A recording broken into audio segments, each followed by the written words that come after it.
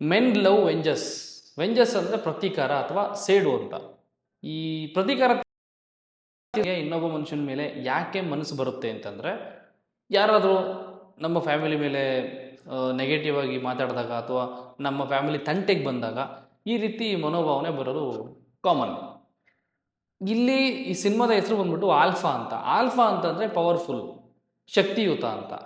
ಶಕ್ತಿಯುತ ಬಂದ್ಬಿಟ್ಟು ಪ್ರತೀಕಾರ ತೀರಿಸ್ಕೊಳ್ಳೋದು.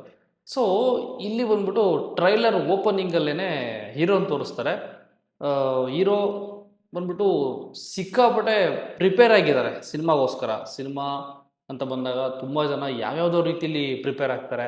ಬಿಯರ್ಡ್ ಬಿಡ್ತಾರೆ, ಬಾಡಿ ವರ್ಕೌಟ್ ಮಾಡಿ ಬಾಡಿ ಬೆಳೆಸ್ತಾರೆ, ಮತ್ತು ಸಣ್ಣ ಆಗ್ತಾರೆ, ದಪ್ಪ ಆಗ್ತಾರೆ, ಈ ಥರದ್ದೆಲ್ಲ ಇರುತ್ತೆ. ಸೊ ಆ ರೀತಿ ಬಂದಾಗ ನೋಡಿದ್ರೆ ಹೀರೋ ಬಂದ್ಬಿಟ್ಟು ತುಂಬ ಚೆನ್ನಾಗಿ ಪ್ರಿಪೇರ್ಡ್ ಆಗಿ ವರ್ಕೌಟ್ ಮಾಡಿಲ್ಲ ರೆಡಿಯಾಗಿದ್ದಾರೆ.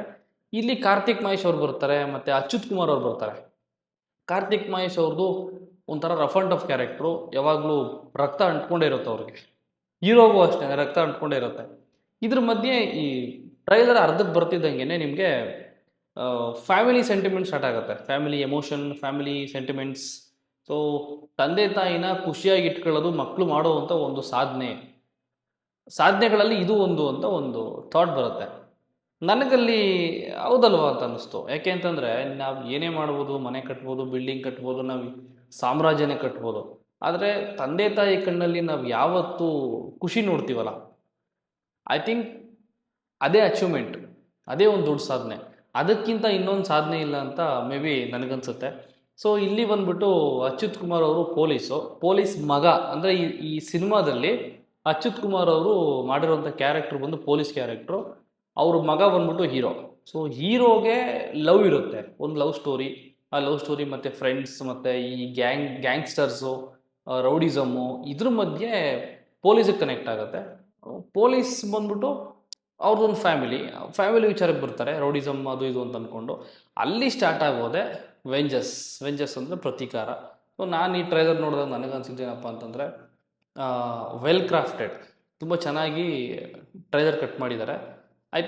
ಐ ಹೋಪ್ ಸಿನಿಮಾ ಚೆನ್ನಾಗಿರುತ್ತೆ ಅಂತ ಅನ್ಕೋತೀನಿ ನಾನು. ಯಾಕೆಂದರೆ ಲವ್ ಸ್ಟೋರಿ ಇತ್ತು, ರೌಡಿಸಮ್ ಇತ್ತು, ಒಳ್ಳೆ ಆ್ಯಕ್ಟ್ರ್ಗಳಿದ್ದಾರೆ, ಫ್ಯಾಮಿಲಿ ಸೆಂಟಿಮೆಂಟು, ಫ್ಯಾಮಿಲಿ ಎಮೋಷನ್ಸ್ ತೋರಿಸ್ತಾರೆ ಅಂತಂದರೆ ಅಫ್ಕೋರ್ಸ್ ಸಿನಿಮಾ ಒಂದು ಒಳ್ಳೆ ರೀತಿಯಲ್ಲಿ ಡ್ರೈವ್ ಆಗದೆ ನಿಮಗೆ ಫ್ಯಾಮಿಲಿ ಸೆಂಟಿಮೆಂಟ್ ಮತ್ತು ಫ್ಯಾಮಿಲಿ ವ್ಯಾಲ್ಯೂಸ್ನ ತೋರಿಸಿದಾಗ.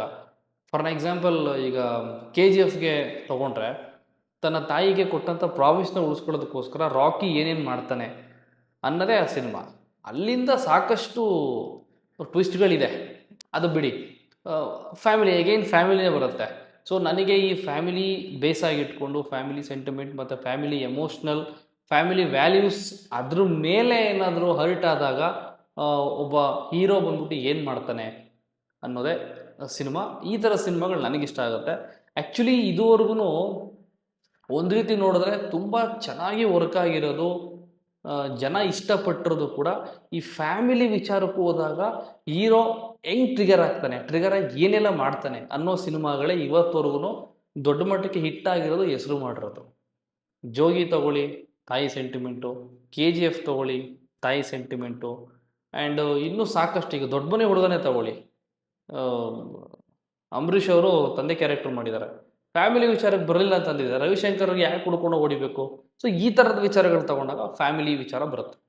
ಸೊ ನಾನು ಈ ಸಿನಿಮಾನ 20ನೇ ತಾರೀಕು, ಇದೇ ತಿಂಗಳಿಗೆ ಫೆಬ್ರವರಿಗೆ 20ನೇ ತಾರೀಕು ರಿಲೀಸ್ ಆಗುತ್ತೆ. ನಾನು ಥಿಯೇಟ್ರಲ್ಲಿ ಹೋಗಿ ನೋಡ್ತೀನಿ, ನೀವು ಯಾರು ಹೋಗಿ ನೋಡ್ತೀರಾ? ಆ್ಯಂಡ್ ಈ ಟ್ರೈಲರ್ನ ಒಂದ್ಸರಿ ನೋಡಿ ಕಮೆಂಟ್ ಮಾಡಿ. Trailer link will be in description. ಒಂದ್ಸರಿ ಹೋಗಿ ಚೆಕ್ ಮಾಡಿ, ಟ್ರೈಲರ್ನ ಒಂದ್ಸರಿ ನೋಡಿ. ಮತ್ತೆ ಸಿಗ್ತೀನಿ ಇನ್ನೊಂದು ವಿಡಿಯೋದಲ್ಲಿ ಅಂತ ಹೇಳ್ತಾ, ವಿಡಿಯೋ ನೋಡೋದಕ್ಕೆ ಥ್ಯಾಂಕ್ ಯು ಸೊ ಮಚ್. ಬಾಯ್, ಮತ್ತೆ ಸಿಗೋಣ.